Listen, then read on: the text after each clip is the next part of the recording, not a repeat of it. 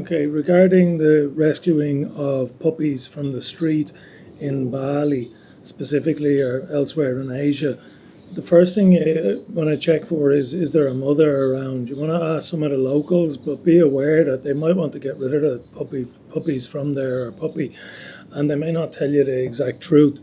So, very uncommon to be told the truth actually about stray dogs. So, ask, but don't necessarily believe what you hear. What's the condition of the puppies? Have they been fed recently by the mother? Has the mother gone off looking for food? If the mother is around, it might be a good idea to give the mother a deworming tablet and to feed it up so she has milk for the puppies, and probably leave them where they are, because where they are probably doesn't have parvo and distemper. If you take a puppy, if you see a puppy's clearly abandoned, the first thing that you need to do is give the puppy milk. You can, on the first day, if you want, you can add a little bit of cow's milk to the food, but you better very quickly get puppy milk, or even better, goat's milk with colostrum, which is powder, which is often sold as puppy milk. You mix it directly with chicken, and the puppies will eat it quickly. That way you won't waste it by mixing it with water. Give water separately because it'll make it quite dry. The second thing that you want to think about is that whatever new place you're bringing them to, if they were healthy where you pick them up, they don't have parvo and distemper. So the number one dumb idea is to bring them to a vet and leave them there where you've got dogs with parvo, you've got dogs with distemper, and you've got dogs with parvo and distemper.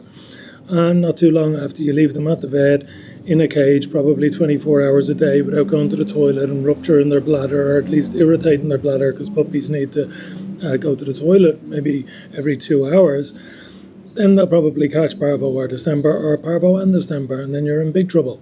So whatever you do, a vet is for sick animals, and vets have a very difficult time trying to have a quarantine even for one of those three categories, either parvo or distemper, or parvo and distemper, and so they have to put the dogs together. And those viruses are airborne, they're extremely tricky, and any toilet area will be covered by it. So that's why the vets can't really bring them out to go to the toilet. Otherwise, they'd have to disinfect the area all the time. And so they do PCR tests, but it's no guarantee that the dogs don't have it, because the PCR tests are not that accurate. So if you're going to move the dogs, bring them somewhere safe, or find out a recommendation for a boarding house. But the first thing you need to do is make sure that they have the milk. And I'd continue to give that milk up till 10 weeks. So you don't know when they last had the milk. If they don't get milk, the problem is that their bones will bend, and by the time that their front legs start to bend, you've got it several hours before they're going to be completely crippled. Then you'll have them in splints for life. So when rescuing a puppy, you need to know what's going to help the puppy, not what you think. And for that, you need to reference people with experience. So what I've done up an information leaflet I post on the dog groups in Bali. And I asked the main rescuers in Bali what they thought and for their input. And based on standard events where puppies are getting extremely sick in vets, it's not the vet's fault. The person who left them to the vet, it's not their fault. It's not anybody's fault, but that's the way it is. So what needs to be done for the puppy, first of all, you give puppy milk. Second of all, before you move it, you realize you're going to be bringing it to a new area. If it looks healthy, if it's old enough, maybe 7 or 8 weeks is old enough, bring it directly to a vet and get it its vaccine. If it's very tiny and you're worried about the correct dosage of dewormer, because all puppies will need dewormer, then you can get the vet to give you the correct dose of dewormer while they vaccinate the puppy. That would be easy for a vet to do, but don't leave it there. You've got to think about skin problems. With little puppies, you have to be careful. If you're treating the dogs on the side of the street and there's 12 puppies that are completely bald, maybe you're going to divide a Simparica XL 40 to 56 kilogram into 20 pieces and give it to each of the puppies. You still have to be a little bit careful, but it's pretty safe. But if you've only got one puppy, you can probably do a medicated wash. The certain dewormers like Mectin, Mectin, that's readily available in Bali, especially online if you want to get it. Works for cats too, and you give them a quarter of that, that'll deworm them, and it'll take care of scabies. It has some efficiency against other skin parasites. So first of all, you're thinking about milk. Second of all, you're thinking about, well, the puppy's healthy now, I don't want to bring it to a place it's going to get parvo or distemper. If that's going to happen, I'm better off leaving it where it is. So preferably bringing it back to your room and making sure it has regular toilet breaks. If you are going to take the puppy, but again, checking if there's a mother there, maybe it's more efficient to feed the mother. So Milk, then thinking about the dog's safety with parvo and distemper and vaccines. Third one, dewormer. Fourth one is the skin. And so once you've got all that sorted, you're onto nutrition and stuff like that. And I would recommend chicken heads are super cheap because they're off cuts. And chicken heads and rice and a food like dog choice lamb is extremely cheap. You can get dog choice puppy as well. So if you're feeding a lot of dogs, that's more of a consideration. There's not much point in buying the expensive branded ones, in my opinion, because it's whole food that gives them more nutrition.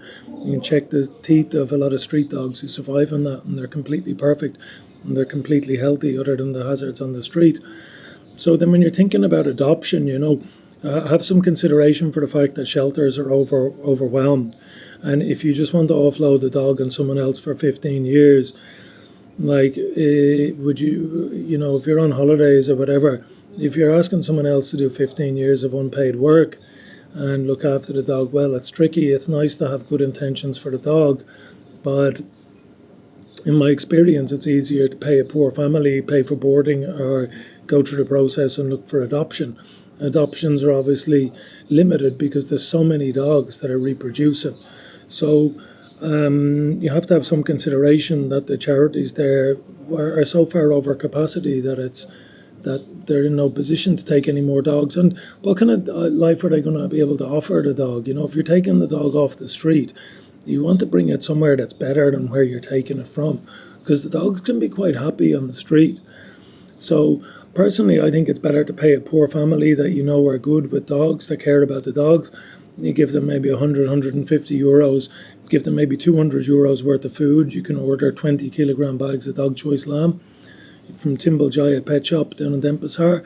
They'll deliver 3 bags of those, about 350k each, and they'll deliver them for free if you order 3. And then doing that regularly and providing medicines like Simparica for the skin, Mectin, providing food. So the family who are doing something like that are not having to pay for all the food, and they're getting some incentive, and every 6 months or so send them some money in exchange for videos. That'll guarantee the welfare of the dog. It'll give them an incentive to do a hell of a lot of a service for a dog that's unpaid.